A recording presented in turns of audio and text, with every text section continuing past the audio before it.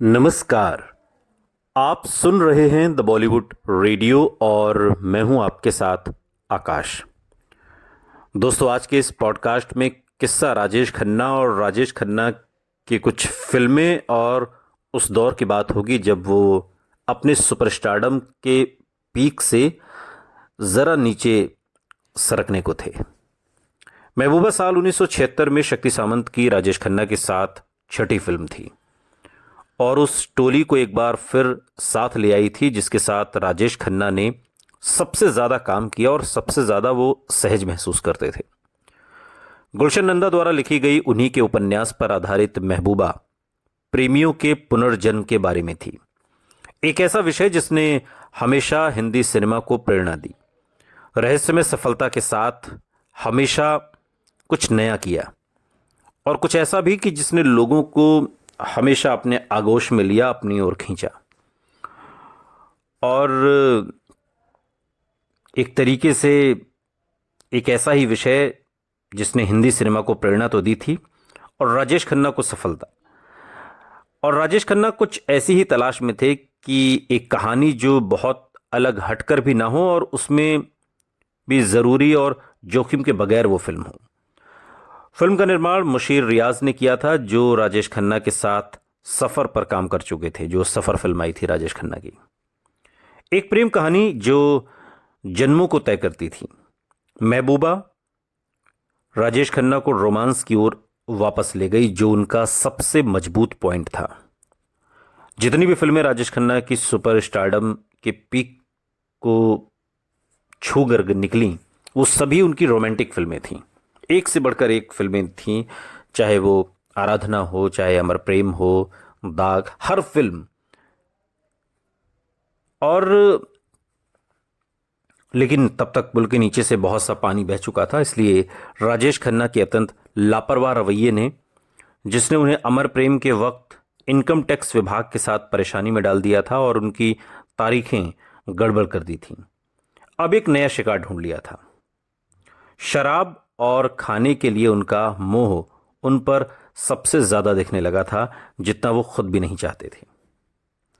जो पहली बात आशिम सामंत, जो शक्ति सामंता के बेटे हैं, उनको महबूबा की शूटिंग के समय की याद है, वो ये कि राजेश खन्ना का चेहरा काफ़ी मोटा हो गया था। दरअसल उन दिनों राजेश खन्ना बहुत शराब पीने लगे थे और खाते भी बहुत थे। मतलब अब आप सोचेंगे कि एक सुपरस्टार, एक स्टार, ये लोग तो अपनी डाइट का ख्याल रखते हैं, लेकिन उन दिनों ऐसा नहीं था। आज के स्टार, फिल्म स्टार्स एक डाइट चार्ट फॉलो करते हैं, क्या खाना है क्या नहीं खाना है, बहुत स्ट्रिक्ट होते हैं। उस दौर में ऐसा नहीं था।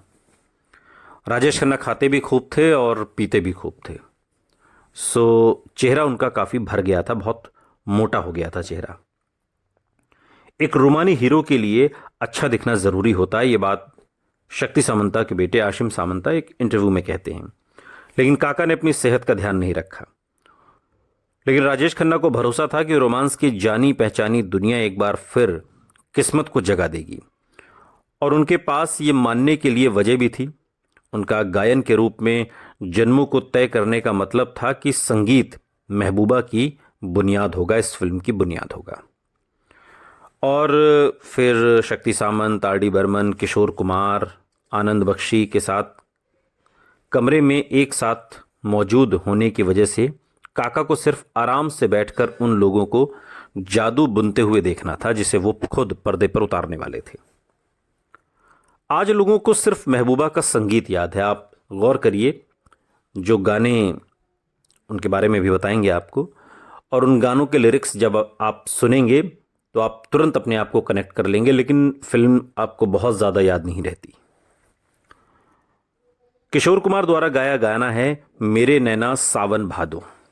राजेश खन्ना किशोर कुमार की संगत का सुनहरा पल माना जाता है। इस गीत को किशोर कुमार ने लगभग छोड़ ही दिया था, क्योंकि उन्हें लगता था कि वो इसके साथ इंसाफ नहीं कर पाएंगे। आर डी बर्मन ने उनकी काफ़ी मिन्नत की और आखिरकार किशोरदा मान गए। जब ये तय कर लिया कि लता मंगेशकर अपना हिस्सा गा चुकेंगी, तभी किशोर कुमार गाना रिकॉर्ड करेंगे। किशोरदा ने कई दिन अभ्यास किया लता की रिकॉर्डिंग सुनते हुए, और एक ऐसा गीत गाया जो फिल्म से भी ज़्यादा बढ़िया था और लता मंगेशकर की प्रस्तुति से भी। मेरे नैना सावन भादो। ये गाना आप सुनिएगा, बहुत बहुत गहरा गाना है ये। एक और गीत है जो फिल्म महबूबा का है, और ये फिल्म अपने गीत संगीत के लिए ही मशहूर हुई।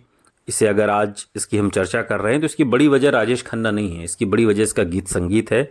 और ये बात कई साल के बाद एक इंटरव्यू में खुद राजेश खन्ना ने भी स्वीकार की थी।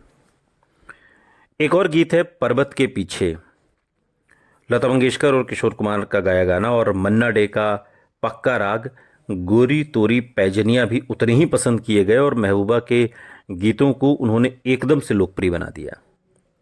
गीतों ने आर.डी. बर्मन, शक्ति सामंत की संगत में बनी अमर प्रेम और कटी पतंग की यादों को फिर से जगा दिया। लेकिन इस फिल्म की तकदीर ये सब कुछ मिलाकर भी नहीं बदली जा सकी। दर्शकों ने महबूबा को पसंद नहीं किया और फिल्म पिट गई। ये बात सच है और ये स्वीकार करनी होगी।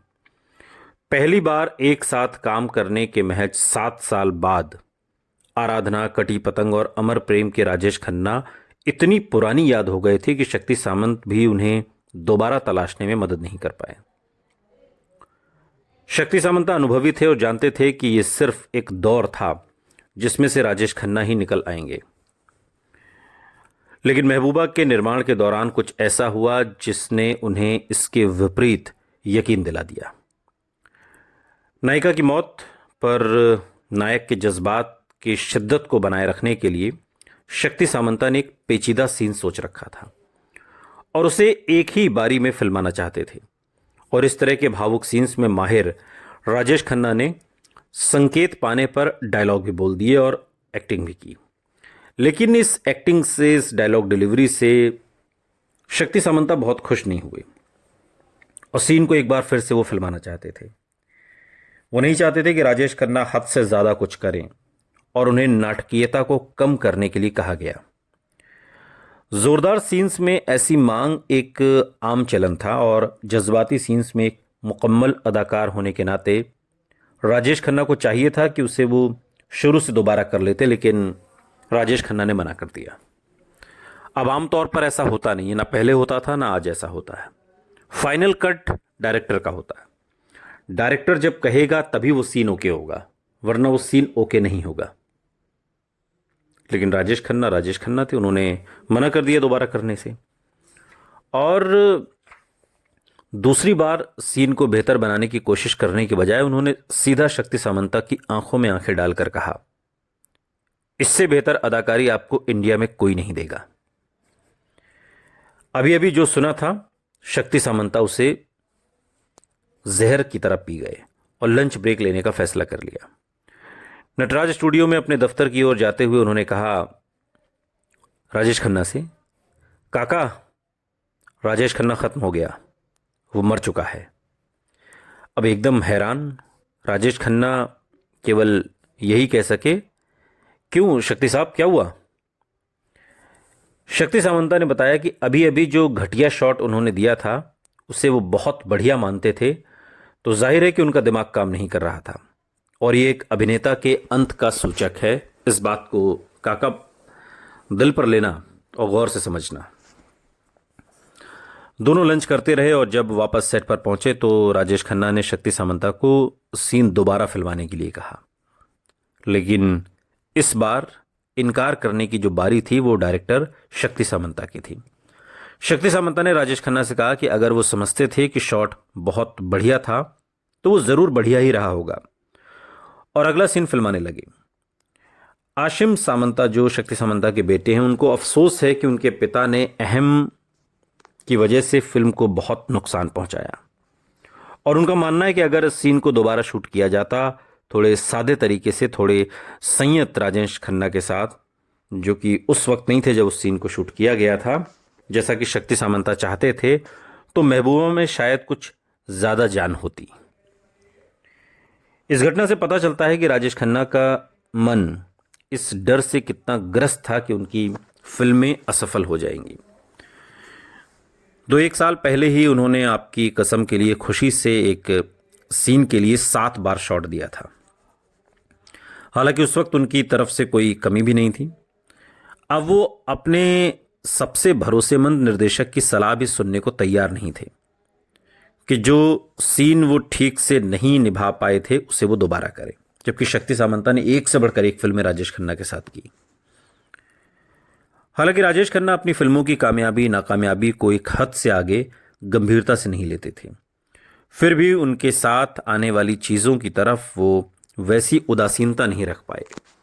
अगर उनकी बेमिसाल सफलता ने उन्हें ये यकीन दिलाया कि वो इस मीडियम से ऊपर थे, इस माध्यम से ऊपर थे, तो उनकी असफलताओं ने उन्हें दिखा दिया कि वो हकीकत में किस कदर गलतियां कर सकते थे। और तकरीबन इसी वक्त उनके एक सेक्रेटरी हुआ करते थे गुरनाम, उनकी मृत्यु ने एक ऐसा शून्य पीछे छोड़ दिया जो इस फिसलते सितारे के लिए भरना मुश्किल था।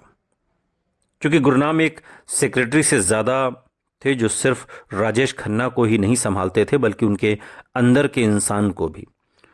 और उनके जाने के साथ साथ पुराने राजेश खन्ना का भी एक हिस्सा मर गया और वो कभी जिंदा नहीं हो पाया। फिर सुनते रहिए द बॉलीवुड रेडियो, सुनता है सारा इंडिया।